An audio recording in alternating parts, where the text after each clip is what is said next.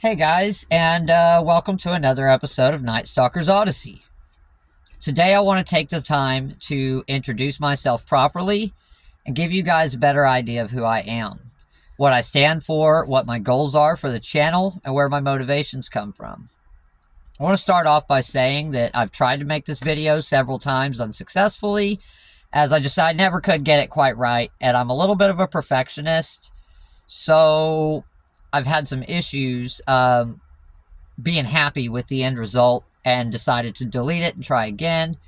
I'm not super good with video editing, and I've mentioned it several times, having issues with my computer, so I'm just kind of over it. What you get is what you get at this point. I apologize that I appear unpracticed, but I'm working on it. The more of these I make, the better I'll get, you know? Now, today it keeps acting like it wants to rain, and because I can't ever find anywhere to just lock down a camping spot, I've just parked up at a parking area that allows overnight stays at this national park here in Pennsylvania, which is one of my sources of frustration that I've been talking about quite a bit. If you check online, try to rent one of the slots here, according to them, they've been all booked for several days now. Like, I tried to book one 3 days ago, and they were booked from 3 days ago up to more than a week from now. I've been and checked every single slot up there. Every single one's empty. There's nobody up there camping. And you have to pay for these spots. Who pays to rent a spot they're not actually going to camp at? I don't know. It's strange. I've never run into something like it before. Now, I understand that my last few videos have been just me venting frustrations, and that's probably not very enjoyable to watch. But it's like I'm just trying to keep content flowing, and I don't know what to do other than air a grievance at this point, because that's really all I've got. So, without beating that dead horse again, we're going to get into this script here that I wrote, and I do apologize that I'm going to spend a large portion of the video looking at it, but it's a lot, and I put a lot of work in it, and I can't just do it all off the top of my head. I tried making a slideshow, and I just can't get the computer to work right, man. It won't hold a charge worth the crap. I don't know if it's because I'm trying to charge it in the truck and it's just insufficient or what, but it is what it is. Some of this might seem a little too in-depth, but you've got to understand where I'm coming from. I want the point to be driven home that my family has a rich history that I was raised to believe in, things like that.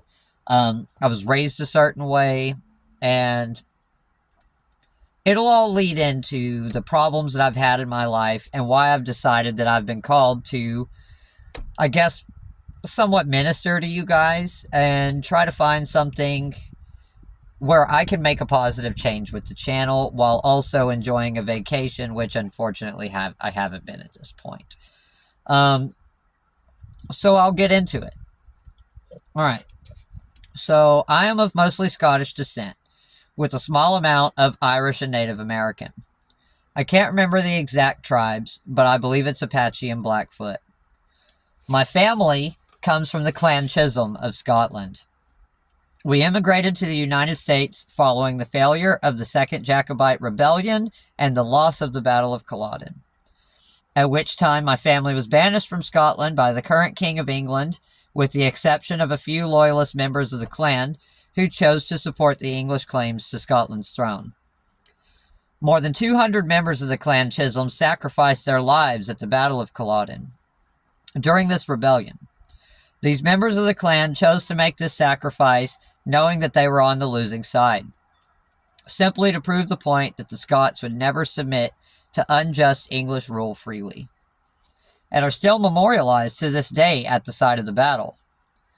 This story has been passed down through my family for generations. It shows our proud heritage as warriors and people who will never sit back and blindly accept injustice, but who will also boldly forge forward into a new land and make a life for themselves when needed. This is where my warrior mentality, hot blood, and thirst for adventure comes from at its roots, and they're strong roots that run deep.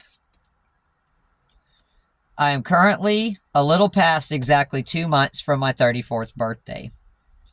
I was born in a small town in southeast Texas called Orange. where I lived until I was approximately 15 years old, at which point I moved in with my mom and my stepdad in Jasper, Texas.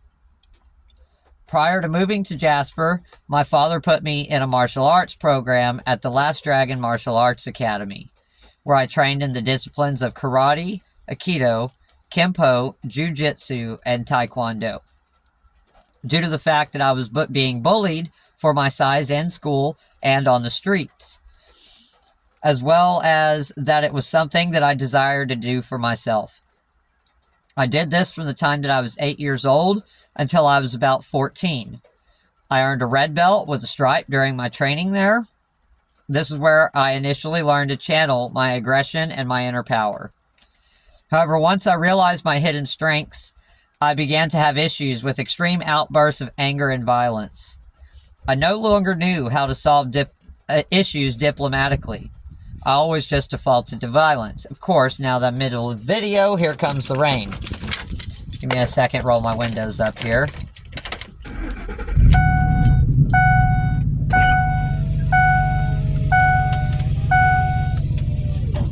Never fails, right?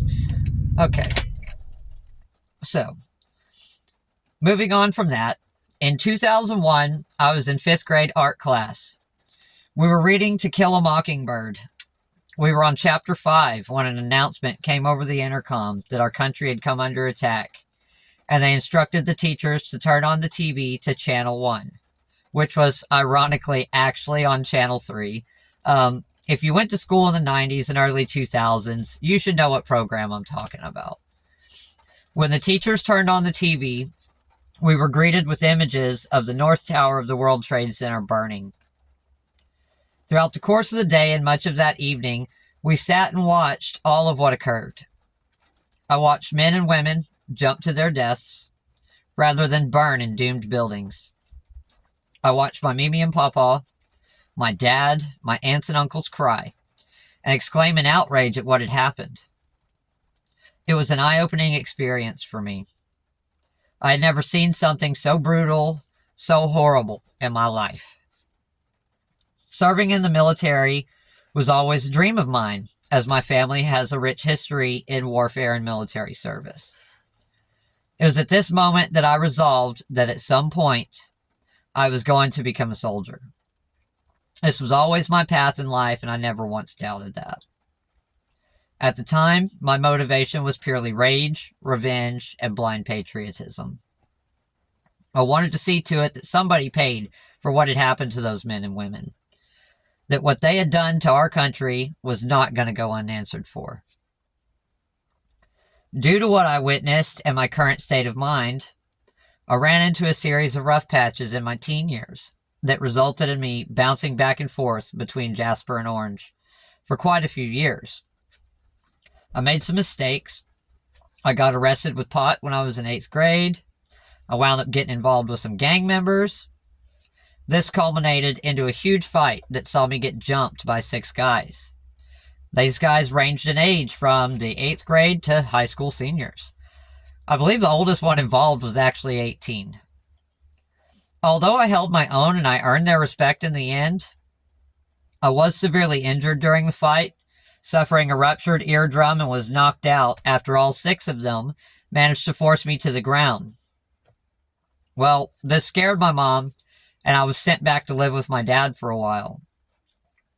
During this time, I continued to have struggles with drugs and rebellion, and other related things. An unwillingness to accept God into my life was chief among them, and just a crisis for identity. This eventually culminated in me dropping out of high school in my junior year, obtaining my diploma through a correspondence program of a sort, and enlisting into the United States Marine Corps, which was always a dream of mine. Unfortunately, my Marine recruiter decided to downplay the details of my arrest in 8th grade in my application, due to a fear that it would make me ineligible, which led me to not being able to get into the Marines at the last minute. When they discovered the actual circumstances with which my arrest occurred. I've already received a waiver for weight, and you can't have 2 waivers at one time. This was one of the most heartbreaking moments of my life. I felt incredibly lost, and like everything that I had worked for, which was considerable, was for nothing.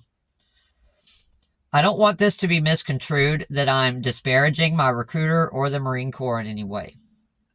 In fact, he felt so bad about the situation that he was at the VFW drinking and talking to an Army recruiter, who eventually became my Army recruiter, about what had happened and how terrible he felt for it. At this point, the Army recruiter made some phone calls all the way up his chain of command and got approval for me to join the Army.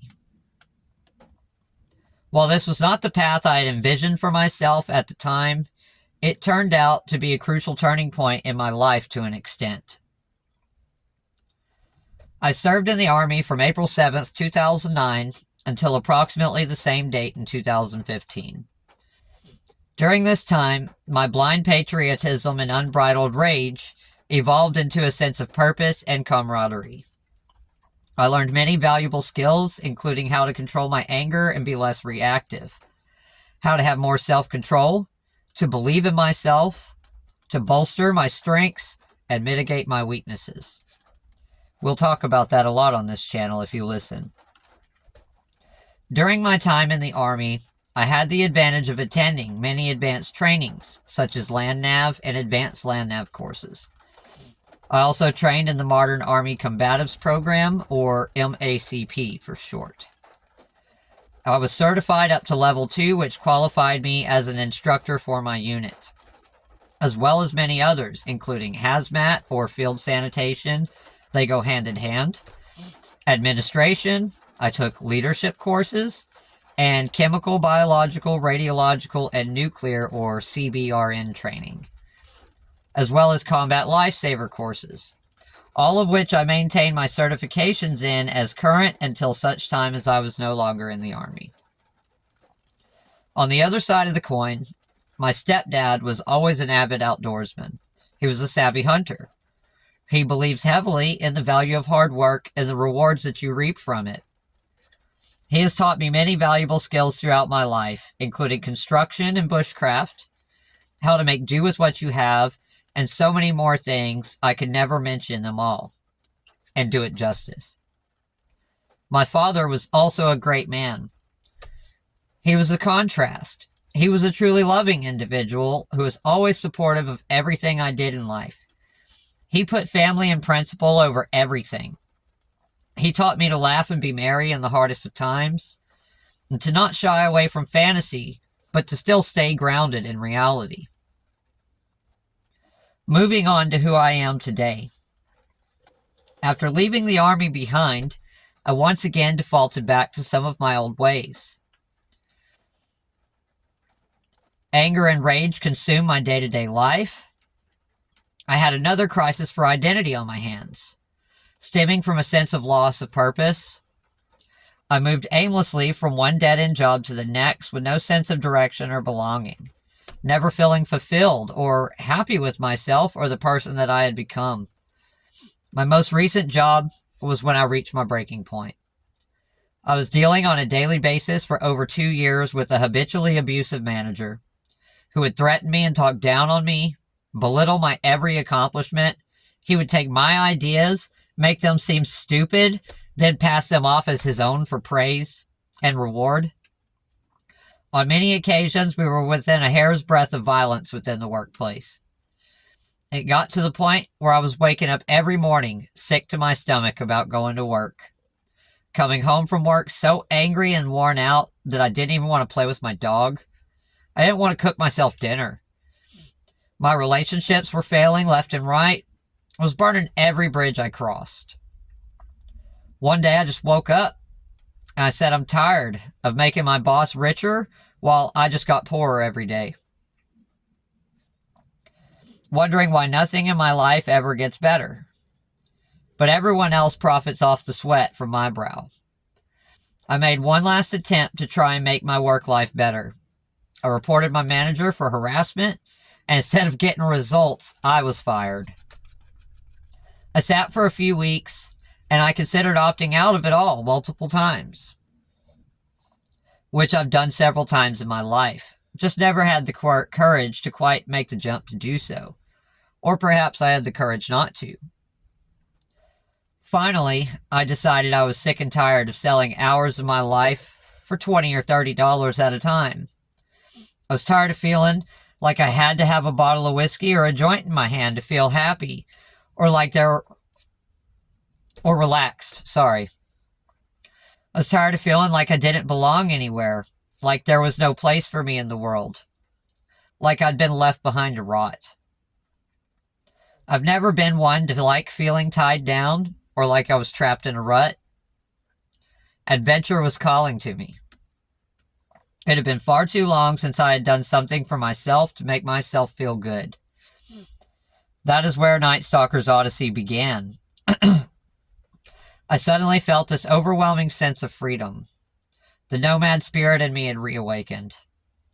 I made my preparations, I packed my things, let my house go, canceled all my services, loaded up the truck, stuck the things that I just couldn't let go of in storage, and hit the road with Alaska in my sights. My goal for this adventure and this channel is to obtain healing and catharsis for myself, while helping to share the wonders and excitement of overlanding and travel with others who might be in a similar situation as me, while also imparting valuable knowledge to the world. Knowledge that I have, that I am afraid will die with me someday if I don't share it now, as well as to create a source of income that allows me to not ever have to work or live in a situation such as the ones that I have dealt with for the last 10 years again. All I desire is a true taste of freedom, absolute freedom. I want to reach out and grab a hold of the American dream, make it a reality once again, and cast away the nightmare that the American dream has become. At this point, God is the wind in my sails, and I'm putting everything in his hands. I'm throwing that Hail Mary pass, and I'm hoping he catches it. I want to bring you guys along for the ride with me and show you that nothing is truly beyond your reach, if you're willing to reach out and take it for yourself. If you don't know the definition of an odyssey, it's a long and eventful or arduous journey or experience, wrought with perils and adventures beyond comparison. So, come with me as if I were Jason, and you will be my Argonauts. Together, we will find the golden fleece called freedom. I'll leave you with this quote today. The gates of hell are opened night and day. Smooth is the descent, easy is the way. But to return and view the cheerful skies, in this the task and mighty labor lies. It's Virgil from the Aeneid. If you guys enjoy the channel, please like and subscribe. If you're interested in supporting the channel, you can find the links to do so in the video's description.